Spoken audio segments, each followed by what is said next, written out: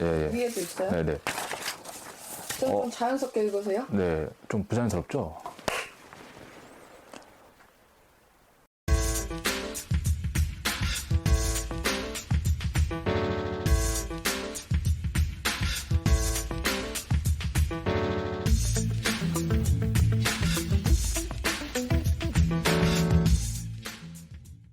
안녕하세요. 역사책 읽어드립니다. 오늘은 올해 봄에 출간되어 신문기사로도 나오고 TV뉴스로도 소개가 되었던 인기작 강민경 선생님의 이규보 선생님 고려시대는 살만 했습니까? 네, 이 책입니다. 를 읽어드리려고 합니다. 기존에 저희 프로그램에서 읽어드렸던 책과는 조금 성격이 다르다고 할 수 있는데요. 지금까지는 연구서 위주로 소개가 되었어요. 하지만 이 책은 이 표지를 보셔도 딱 아시겠지만 훨씬 경쾌하고 재밌어 보이는 느낌이 듭니다. 안에 내용을 살펴보면 장절 호흡도 훨씬 엄청 짧고요. 내용도 복잡하지 않고 간명하고 단순합니다. 대중 독자를 예상 독자로 설정하여 도출된 책이라 그런지 내용을 이해하기도 그렇게 어렵지 않았습니다. 두께가 좀 있는 편인데 한 400페이지 정도 가량 됩니다. 그런데 내용이 재밌고 각 절마다 호흡도 매우 짧아서 넘어가는 속도가 아주 빨랐습니다. 여하간 이번 이규보 선생님 고려시대는 살만 했습니까? 본격적으로 읽어드리겠습니다. 이규보라고 하는 인물을 다룬 저술은 오늘 소개해드릴 이 책 외에도 꽤 많습니다. 예를 들어서 전영대 선생님의 이규보의 삶과 문학, 그리고 홍희창 선생님의 이규보의 화원을 거닐다, 그리고 주호찬 선생님의 이규보의 불교인식과 시 등등등 다양한 책이 있습니다. 그런데 이런 책들은 대부분 다 이규보가 남긴 글을 분석하고 그 글에 담긴 이규보의 생각은 무엇이고 하는 식으로 이루어져 있습니다. 그런데 이번에 소개해드린 책은 그런 책하고는 좀 다르게 이규보의 시보다는 이규보의 인생, 이규보가 남긴 시에서 시를 통해 알 수 있는 그의 생활, 이런 것들에 좀 초점을 맞춘 것 같아요. 사실 근데 이런 접근, 그러니까 이규보라고 하는 사람의 조금 조명한 접근은 사실 강민경 선생님이 처음은 아닙니다. 김용선 선생님이라고 하시는 분이 전에 생활인 이규보라고 하는 책을 저술한 적이 있습니다. 사실 두 책의 목차를 조금 비교해보면 어떻게 보면은 내용이 같지 않을까 이런 생각이 들기도 하는데 내용을 살펴보면 전혀 다른 책입니다. 김용선 선생님께서는 여러 사료를 활용하여 이규보라고 하는 역사적 인물을 다양한 주제로 나누어서 이제 실증적으로 조금 그려내신다면 이 오늘 책의 저자 강민경 선생님께서는 이규보의 글 중에서도 동국 이상국집에 실려있는 글, 그 가운데서도 시를 중심으로 인간 이규보의 모습을 다채롭고 풍성하며 경쾌하게 그려내고 있습니다. 실증이나 인물의 역사성에 대한 고민을 담으면서 말이죠. 두 저자가 취한 서술 전략에 따라 돋보이는 정도가 다를 뿐인 것 같습니다. 저자가 서문에서 밝히고 있듯이 이 책은 12, 13세기, 그러니까 이제 1100년도 한 중반부터 1200년도 한 초중반까지 아마 그렇게 됐던 것 같아요. 그 시기에 살았던 이규보라는 사람의 이야기를 말하고 있습니다. 사람이 만들어낸 갈등이나 사람들끼리 갈등 있죠. 그런 것 말고 혹은 사람들이 이제 특정한 사회를 운영하기 위해서 만들었던 제도, 법 이런 거 말고 혹은 더 나은 삶을 위해서 혹은 더 나은 잘 싸우기 위해서라든지 그런 목적을 위해서 만든 기술 이런 게 아니라 이규보라고 하는 사람의 생애를 다루고 있어요. 사람들이 만들어낸 내용도 물론 재밌지만 그런 내용을 얘기하다 보면 정작 사람 얘기가 어느샌가 이제 사라져버리는 경우가 있습니다. 저자는 이런데 좀 문제의식이 있었던 것 같아요. 머리말에도 그렇게 쓰고 있더라고요. 저자는 그래서 사료에 근거해서 그러니까 이규보가 남긴 시, 이규보가 남긴 글을 바탕으로 이규보의 삶을 아주 담백하면서도 정감 있게 서술하고 있습니다. 글 곳곳에 담긴 저자의 재치랑 유머 이런 것들도 상당히 매력 포인트라고 할 수 있겠습니다. 책은 다음의 구성으로 이루어지는데요. 첫 번째, 나로 말할 것 같으면 이규보가 이야기하는 이규보라고 하는 게 첫 챕터고요. 두 번째는 지친 발걸음 속 잠깐의 여유, 이규보 이 사람이 사는 법.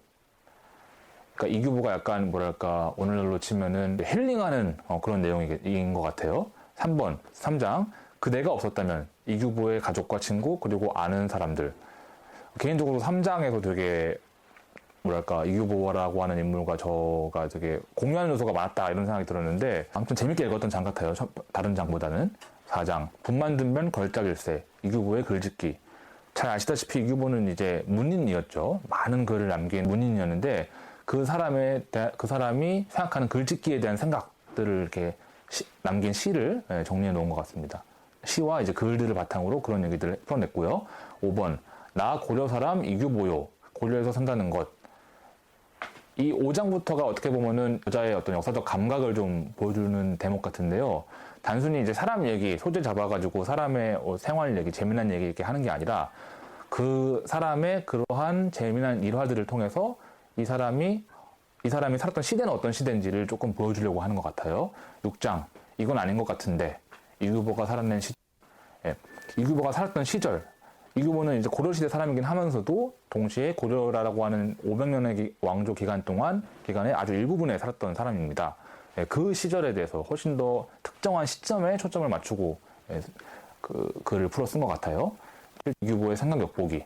이거는 이제 다른 주제랑 조금 엮이지 않는 좀 특별한 소재들을 가지고 풀어낸 것 같습니다. 이규보의 개인 신상, 그리고 이규보가 즐겼던 것들, 그리고 이규보의 인간관계, 이규보의 글짓기, 그리고 12, 13세기 고려인으로서의 이규보, 그리고 그 외 하나의 주제로 묶이기는 어려운 내용의 생각들, 사료를 통해 확인할 수 있는 이규보라는 사람의 다양한 문물을 아주 풍성하게 그려내고 있습니다. 그러면서도 역사학적 시선을 놓치지 않고 있는데요. 책 전체적으로 깔려 있지만 특히 이규보라는 사람의 이야기를 통해서 그 시대를 말하고 있는 5장, 6장에서 그러한 시선들이 조금 더 돋보이는 것 같았습니다.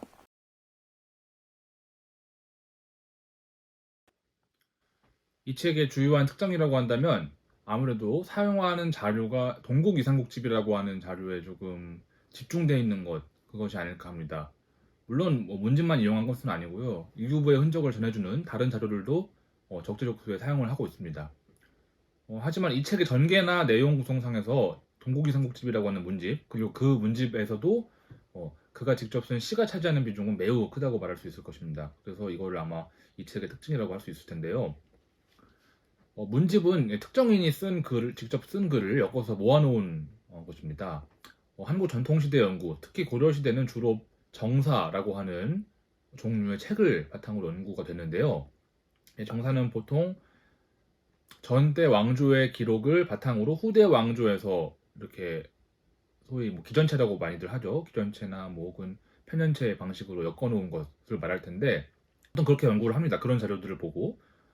그런데 이 책은 그렇지 않단 말이죠. 이 책은 동국이삼국집이라고 하는 이규보라고 하는 사람이 직접 쓴 글을 가지고 서술을 하고 있다. 이게 참 특징이라고 할 수 있겠습니다. 그래서 그런지 이 시에서 나타나는 저자의 시선, 관점, 감정, 사고가 더욱 진하게 묻어 있는 것 같습니다. 이 책 전반에 풍겨나오는 이규보라는 사람의 그윽한 냄새라고나 할까요? 그런 냄새는 아마 그러한 자료의 활용과 긴밀하게 관련이 되어 있다고 생각을 합니다. 들어가는 글에서도 저자가 얘기를 했어요. 그는 이규보의 저작이 실려있는 동국이삼국집의 글들을 적극적으로 인용하면서 이규보의 인생을 말하고 있습니다. 이 중에는 대중에게도 잘 알려진 글들이 있습니다. 그런데 그런 게 아니고, 그러니까 만약에 이 책을 읽지 않는다고 한다면 우리가 살면서 볼 수나 있을까 하는 그런 글들도 많이 인용이 되어 있습니다.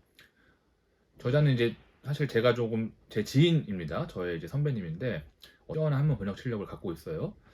그런 저자의 이제 수준 높은 해석이 겉들여져 있어가지고 또 시와 그 이규보가 쓴 글들을 읽는 맛이 조금 더 낫던 것 같습니다.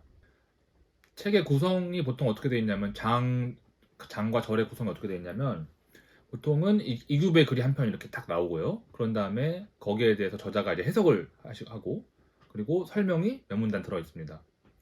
그래서 어떤 분들은 조금 그렇게 느낄 수도 있을 것 같아요. 너무 소략한 거 아니야? 절이 이렇게 빨리 끝나지? 이렇게 생각할 수도 있을 것 같아요.